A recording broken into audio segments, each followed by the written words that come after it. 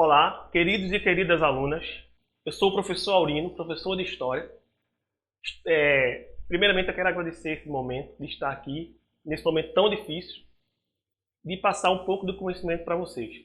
Quero dar o meu grande abraço aos meus queridos alunos da Escola Presidente Castelo Branco e das escolas da Rede Municipal de Paulista, Firmino da Veiga e Manuel Gonçalves.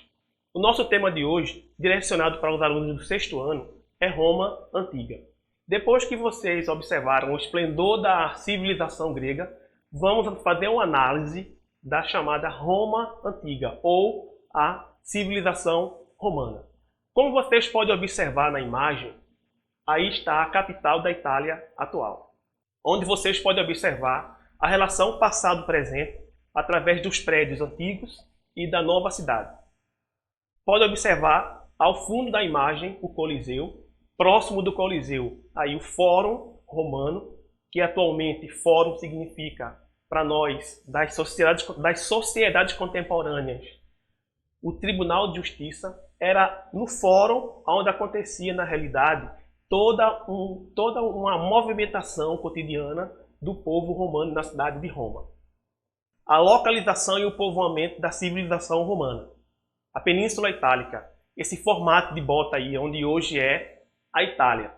Pode observar também nesse mapa, como vocês podem observar nesse slide, a localização e o povoamento da civilização romana.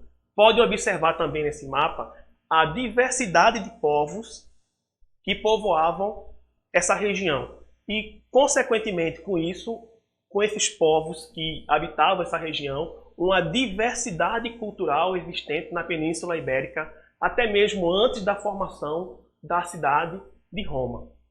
São os povos itálicos, principalmente os latinos, sabinos. Ao norte estavam os etruscos e ao sul estavam os povos gregos, que habitavam a região sul da Península Itálica. Vamos agora analisar, fazer uma comparação sobre a origem de Roma. Existem duas explicações para a origem de Roma: a origem lendária e a origem histórica. É importante para vocês, estudantes, fazer essa comparação, né? Comparar a origem de Roma lendária e a origem histórica de Roma. A origem lendária de Roma está relacionada a uma das mais importantes obras da literatura romana, a Eneida, poema A Eneida de Virgílio, que atribui a fundação de Roma à lenda de Rômulo e Remo. Segundo a lenda, Rômulo e Remo foram abandonados às margens do rio Tibre e foram encontrados por uma loba, que os amamentou até serem acolhidos por um casal de pastores. Já adultos, os gêmeos decidiram fundar sua própria cidade, mas entraram em disputa sobre o local. Rômulo matou Remo, saindo vitorioso. Teria nascido assim a cidade de Roma, em homenagem a Rômulo. Bem, essa é a origem lendária. Como é uma lenda, é uma questão mitológica, não é? Nas lendas que eram criadas nas civilizações, podem ocorrer aí narrativas históricas que podem ser comprovadas como fato. Por outro lado, também pode existir narrativas que ainda a história, que ainda os historiadores podem vir a comprovar. Nesse outro slide, a origem de Roma, a explicação histórica da origem de Roma. De acordo com os historiadores, a fundação de Roma resulta da mistura de 3 povos que foram habitar a região da Península Itálica: gregos, etruscos e italiotas. Eu quero chamar a atenção aí com relação aos italiotas. Roma, Roma foi, na realidade, uma cidade construída pelos latinos. Roma já nasceu uma cidade guerreira, pelo próprio espírito dos latinos serem povos guerreiros, até mesmo para poder se defender dos povos que habitavam próximo a eles, como, por exemplo, os sabinos e até mesmo os povos do norte, chamados de etruscos. Na trajetória política da história antiga de Roma, vocês podem observar que existem 3 períodos. É o que nós historiadores chamamos de periodização da história antiga de Roma. O primeiro período, chamado de monarquia. Toda vez que vocês ouvirem falar de monarquia, na realidade quem governa a monarquia é o rei. A monarquia aconteceu de 753 a.C. até 509 a.C. O outro período, chamado de república, a República Romana ou a República Patrícia, já que durante toda a República os patrícios é que vão, na realidade, ter uma grande hegemonia nesse período, que foi de 509 a.C. até 27 a.C. E por último, o último período da história antiga de Roma é o Império, que teve o seu auge e sua decadência, até o fim, na realidade, da chamada civilização romana. Durante a monarquia, Roma foi governada por 7 reis. Ainda que o rei tivesse 3 funções, a religiosa, a militar e a política, o poder desse rei não era tão centralizador, pois existiam os interesses dos senadores. Já existia o Senado na época da monarquia, o Senado e a Assembleia. Então a monarquia existia na realidade o rei, o Senado e a Assembleia. Como vocês podem observar na tela, durante o período monárquico, a sociedade romana era formada pelos patrícios, plebeus, clientes e escravos.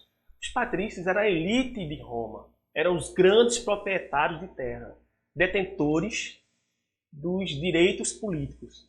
Já os plebeus eram homens livres, mas não tinham poder de decisão política na cidade de Roma. Os clientes eram os prestadores de serviço de Roma. Já os escravos poderiam ser de 2 formas: por prisioneiros de guerra ou por dívida. Durante o período monárquico, a política, como já tinha falado, o rei era a maior autoridade da cidade, mas não governava sozinho. O poder do rei era limitado pelo Senado e uma assembleia composta de até 45 soldados. Em 509 a.C., os patrícios derrubaram o rei Tarquínio, o soberbo, e fundaram a República. É importante frisar essa influência etrusca na cidade de Roma. Durante o governo de Tarquínio, Roma conseguiu se modernizar. Mas o interesse de Tarquínio era justamente centralizar cada vez mais o poder em suas mãos. E isso trouxe grande insatisfação ao Senado. Consequentemente, o Senado articulou a sua derrubada. Outro fato importante também com relação a essa influência dos etruscos em Roma, é importante frisar isso, que os etruscos trouxeram, na realidade, grande influência cultural para a cidade de Roma. As abóbadas das igrejas, os arcos romanos, isso aí são características etruscas na cidade de Roma. Com o fim da monarquia, inicia-se a República Romana, ou a República Patrícia. A República Romana passou a ser governada por magistrados, pelo Senado e pelas Assembleias. Como vocês podem observar na tela, a República Romana possuía seus principais magistrados, que eram os questores, os edis, que cuidavam da limpeza da cidade, os pretores, que eram responsáveis pela justiça, pelos cônsules e pelos censores. Os censores, interessante, eram eles que faziam o censo da cidade, a contagem da população romana. E ainda existia também os ditadores. Os ditadores eles eram nomeados em época de grande ameaça de guerras. O Senado era composto por 300 senadores, em geral patrícios. Eram eleitos pelos magistrados e seus membros eram vitalícios. Responsabilizavam-se pela elaboração das leis e pelas decisões acerca da política interna e externa de Roma. Já as assembleias, como vocês podem observar na tela, existiam 3 assembleias. A das tribos, que era a reunião dos cidadãos conforme o local de residência. A da plebe, que voltava apenas a assuntos de interesse da plebe. E a centuriata, que era a reunião dos cidadãos em centúrias, que eram as chamadas unidades do exército, segundo grau, que era o segundo grau de riqueza. Como vocês estão observando na tela, durante a República Romana ocorreram as conquistas da plebe. Como foi falado lá no início da aula, a plebe, os plebeus eram homens livres, mas não tinham direitos políticos. E durante a República Romana, a classe plebeia, que era a maioria da sociedade romana, brigaram por ter direitos de participação política. Como, por exemplo, aí, no ano de 494 a.C., os plebeus conquistaram o direito de o direito de eleger um magistrado para defender seus interesses. Foi o tribuno da plebe. Patrícios e plebeus redigem a Lei das 12 Tábuas, que regulava alguns direitos, como os de família e propriedade.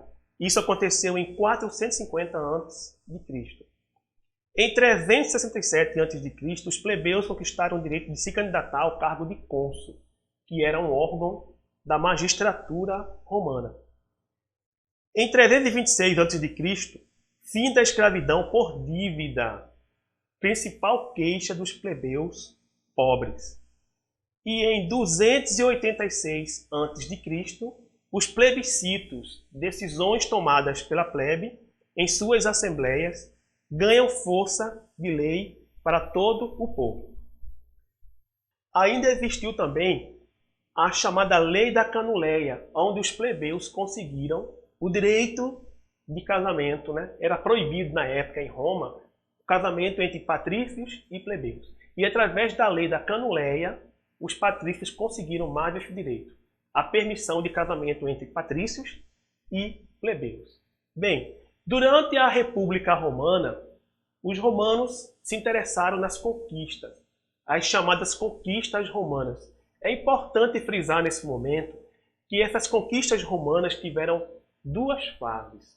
A primeira fase foram as conquistas internas, ou seja, quando nós falamos de conquistas internas, essas conquistas elas aconteceram na própria Península Itálica, onde hoje é a Itália.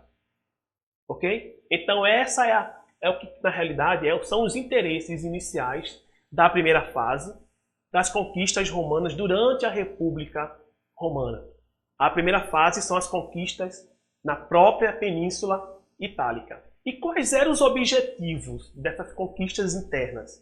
Era cada vez mais conquistar terras dos povos vizinhos e controlar as rotas de comércio na própria Península Itálica. Como resultados, não é? Ocorreram aí as garantias de terras para a agricultura, controle das rotas para o comércio, soldados para o exército e pagamentos de tributos dos povos conquistados. Claro que o povo que inicia suas conquistas, primeiramente tem que organizar um exército.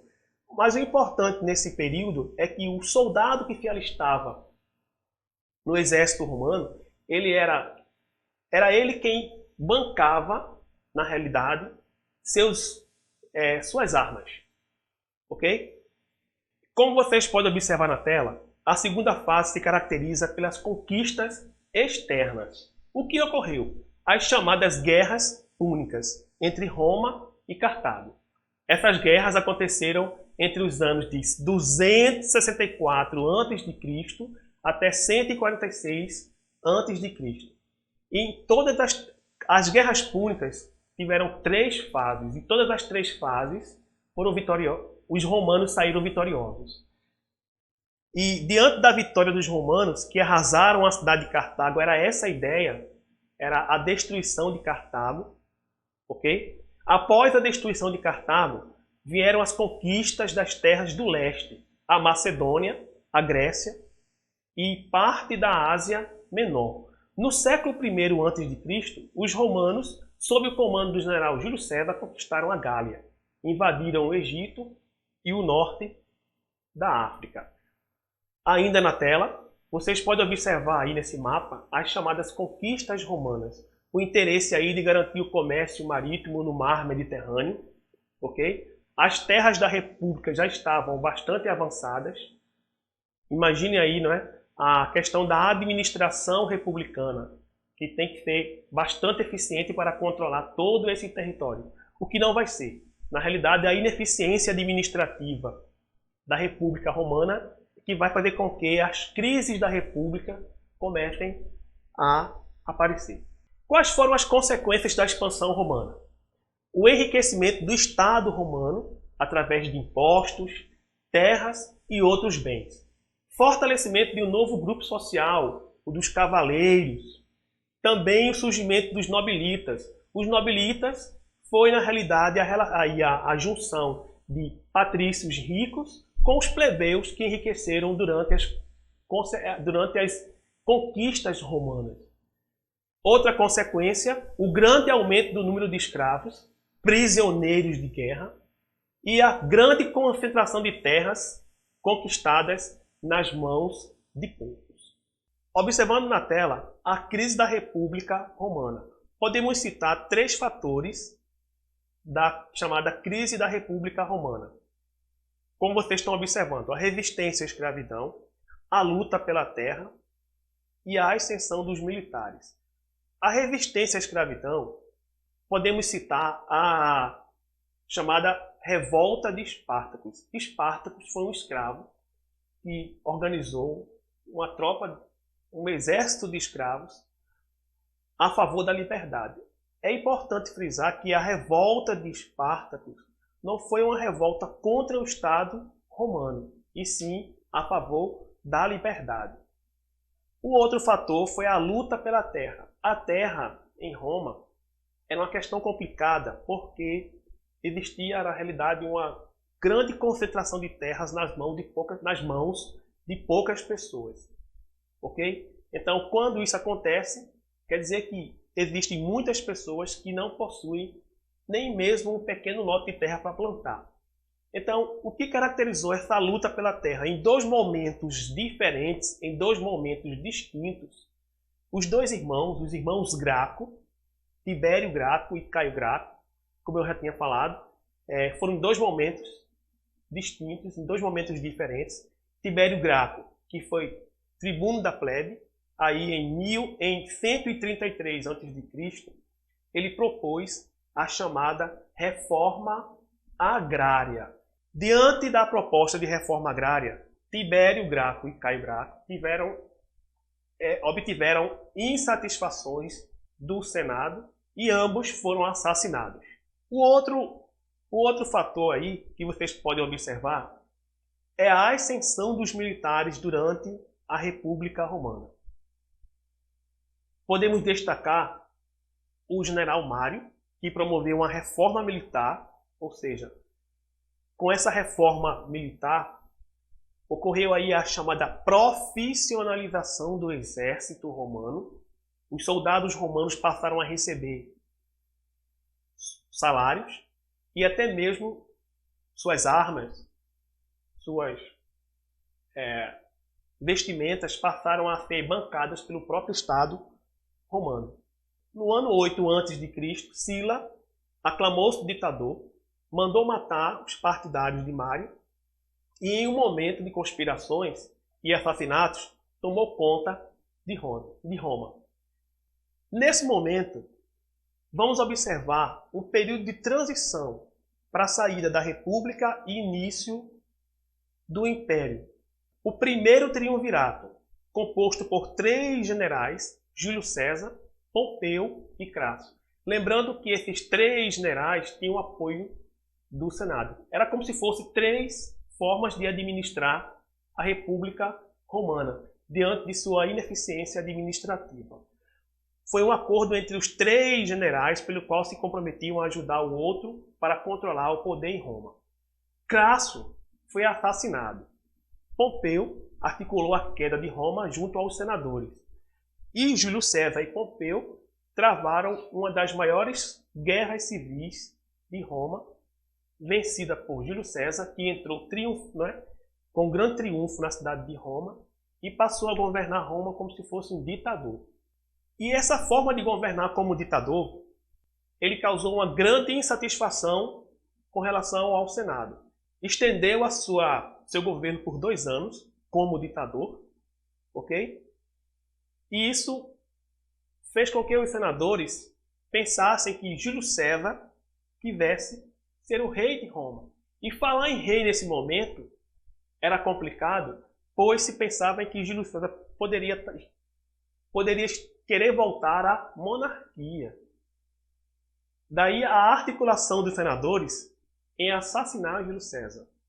Como resultado, Júlio César ele foi assassinado, e com o assassinato de Júlio César, dá-se início aí o segundo triunvirato.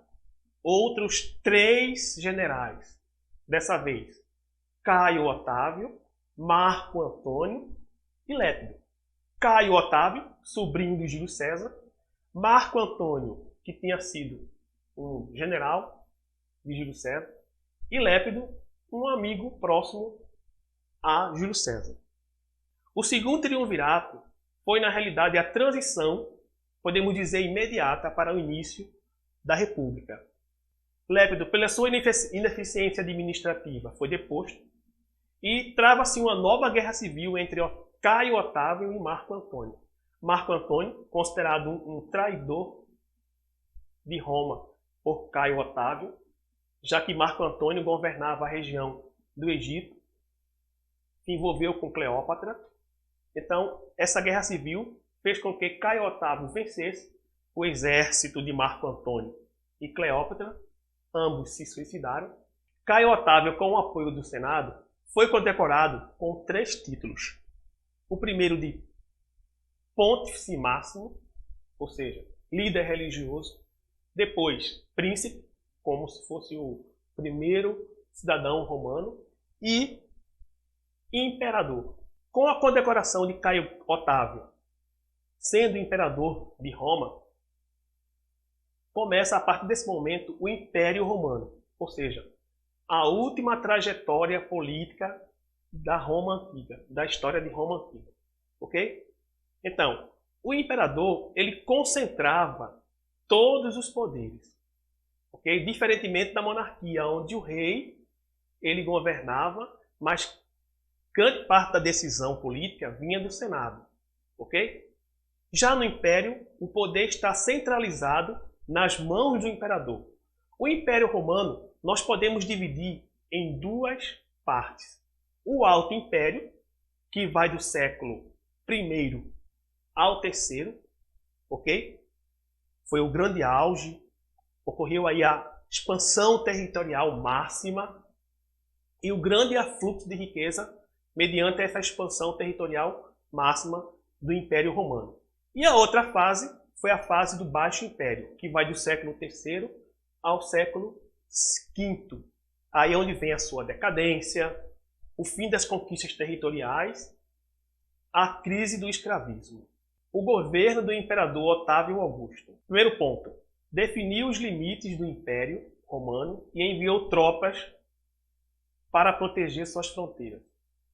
Distribuiu terras aos seus soldados e trigo à plebe, modernizou a cidade de Roma, conheceu um longo período de estabilidade, denominado a Pax Romana, e criou aí a política do pão e circo. Volta para mim. Durante esse longo período de estabilidade, denominado a Pax Romana, Otávio Augusto, ele conseguiu, na realidade, além da estabilidade, a paz e a prosperidade do Império Romano. Era a partir dessa política do pão e circo que o Estado romano financiava as lutas dos gladiadores, as corridas de cavalo, e mediante a essas festas realizadas pelos imperadores romanos, dava-se comida de graça, lançava-se pão grátis para que a população esquecesse suas mazelas sociais. Durante o Império Romano, muitos anfiteatros foram construídos ou adaptados para a luta de gladiadores, como parte da política do pão e circo. Como vocês podem observar nessas 2 charges, são utilizadas 2 grandes manifestações culturais que a classe política se utiliza como massa de manobra da população. As bases do Império Romano. Para manter a prosperidade, a estabilidade e a paz, os imperadores realizaram alianças com as elites provinciais e a força de um exército organizado e profissional. A economia romana era urbana, comercial e monetária. Como vocês podem observar nesse mapa, a grande diversidade econômica do Império, com uma grande rede de estradas, que facilitava, inclusive, as rotas comerciais entre as províncias do Império. Após um longo período de prosperidade, vejamos agora algumas razões, alguns fatores, alguns motivos que levaram à crise do Império Romano. Começa a partir de então o chamado Baixo Império. Eu posso citar aqui para vocês 3 características que levaram às crises do Império Romano: a crise econômica, a crise do escravismo e a perseguição ao cristianismo. A crise econômica, ela veio, na realidade, quando cessaram as guerras de conquista, que, consequentemente, com isso, veio a crise do escravismo, já que o escravo, no Império Romano, era adquirido através das guerras de conquistas. E essas guerras de conquista, elas foram cessadas. Um outro fator interessante foi a perseguição ao cristianismo. Os primeiros cristãos no Império Romano foram perseguidos. Alguns motivos levaram a essa perseguição, porque os valores cristãos entravam em choque com os valores romanos. Os romanos eram politeístas, os cristãos eram monoteístas. Ok? Uma outra questão, os romanos, eles gostavam da guerra. Já os cristãos, eles trouxeram como valores a paz.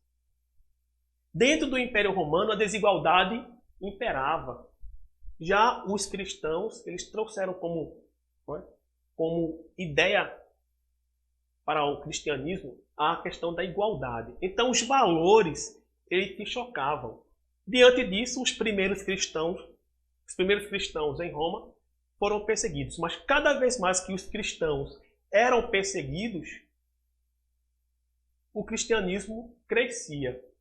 Ok? Voltando para a tela, vocês podem observar outros fatores que levaram à crise do Império Romano, como, por exemplo, o esgotamento da expansão militar, o aumento do custo do exército romano.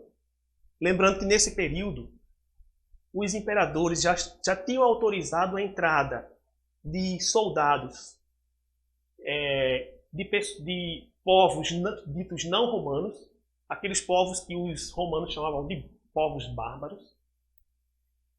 A dimensão territorial, a fronteira, para poder pôr limites nessa fronteira, para impedir o avanço de povos estrangeiros para dentro do Império.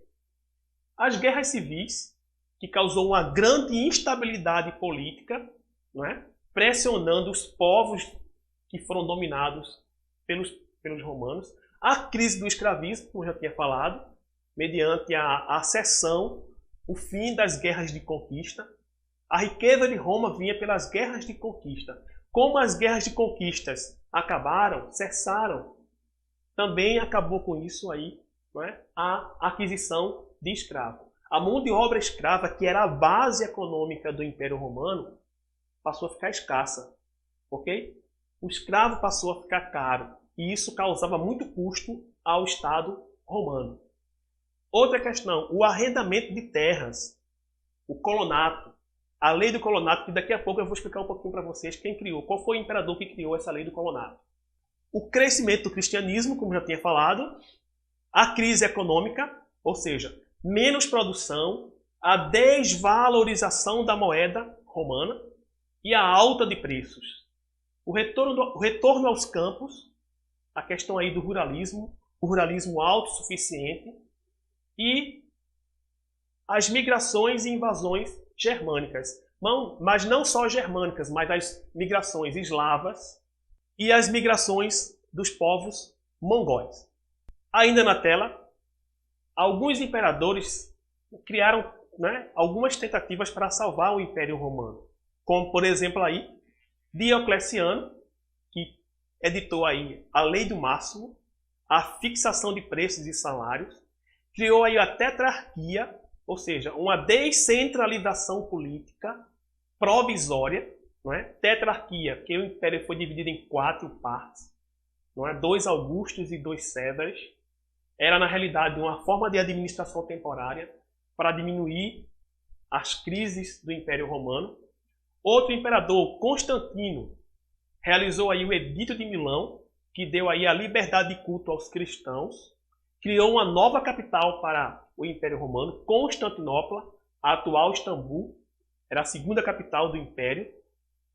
Criou a Lei de Colonato, que era uma tentativa de resolver a crise do escravismo. A Lei do Colonato, que prendia o camponês na terra para garantir, inclusive, a produção agrícola, que estava cada vez mais em baixa.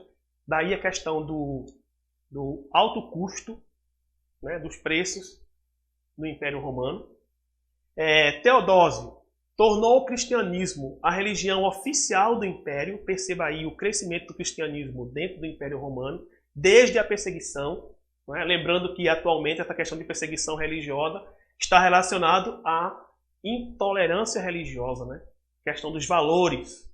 Quando se chocam, ocorre aí essa intolerância religiosa. Então, a partir de Teodósio, a partir do Edito da Tessalônica, o cristianismo tornou-se a religião oficial do Império. Como vocês estão observando na tela, a divisão do Império Romano em 2 partes. O Império Romano do Ocidente e o Império Romano do Oriente. A parte verde, o Império Romano do Ocidente, e a parte laranja, o Império Romano do Oriente.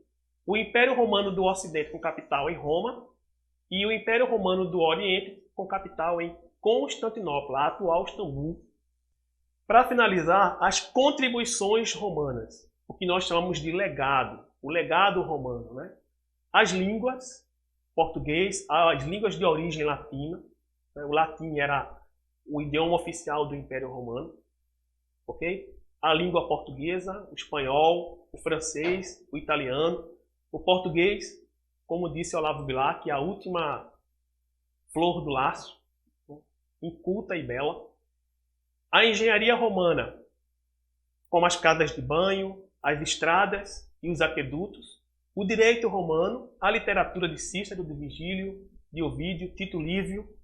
E como vocês podem observar na tela, algumas construções romanas, como os aquedutos, a forma de levar água, né, para a população era pelas alturas, porque descobriu-se que os não-romanos queriam envenenar a água, né, pelos dutos. Então, os romanos resolveram construir os aquedutos. As casas de banho romanas, que representam o cotidiano em Roma. Para finalizar, a religiosidade do povo romano. A religião romana era uma religião politeísta, ou seja, a crença em vários deuses. E teve grande influência da religião grega. Como, por exemplo, aí vocês podem observar, lá na Grécia Antiga, Afrodite. Em Roma, era Vênus, a deusa da beleza. Apolo, em Roma, era Febo, o deus da profecia. Ares, no grego, Marte, em Roma, que era o deus da guerra. Bem, após a religiosidade romana, estamos finalizando a aula sobre Roma Antiga. Vocês perceberam nessa aula a grandiosidade dessa civilização. Fizemos uma análise geral da política, da sociedade, da cultura, do legado que os romanos nos deixaram, né? Principalmente aí relacionado ao direito romano, às línguas latinas, e nos vemos numa outra oportunidade.